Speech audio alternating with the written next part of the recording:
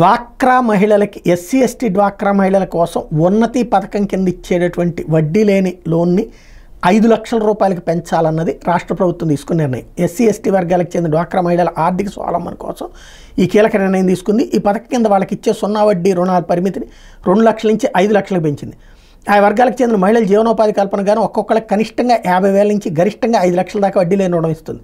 ఈ రుణాన్ని వాయిదా రూపంలో వాళ్ళు తిరిగి చెల్లించాలి. 24-25 ఏడాదికి గాను 250 కోట్లు రుణంగా ఇవ్వాలని అధికారులు లక్ష్యంగా పెట్టుకున్నారు. ఇప్పటికే ఈ దస్తర మీద ఎంఎస్ఎంఈ సెర్ప్ ఎన్ఆర్ఐ వ్యవహారాల శాఖ మంత్రి కోనపల్లి శ్రీనివాస్ సంతకం చేశారు.